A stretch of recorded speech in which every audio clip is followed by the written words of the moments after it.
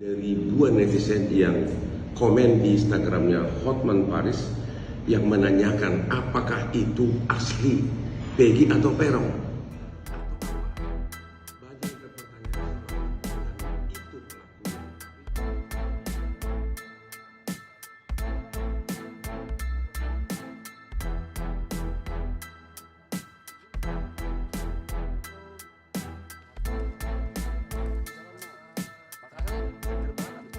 Halo Bapak Kapolda Jawa Barat, halo Bapak Direktur Tindak Pidana Umum Polda Jawa Barat.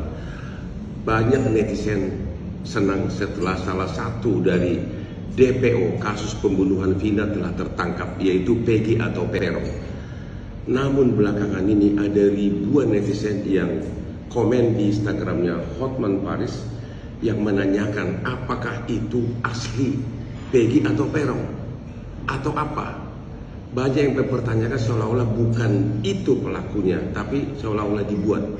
Saya percaya bahwa itu adalah Peggy dan Peron, dan saya yakin cara kerja dari Polda Jawa Barat. Saya percaya cara kerja Polda Jawa Barat. Namun ada baiknya apabila Kapolda Jawa Barat memerintahkan agar dilakukan konferensi pers secara terbuka dengan menampilkan secara fisik orang DPO yang tertangkap tersebut, agar masyarakat bisa menilai apakah itu asli Peggy atau Peron.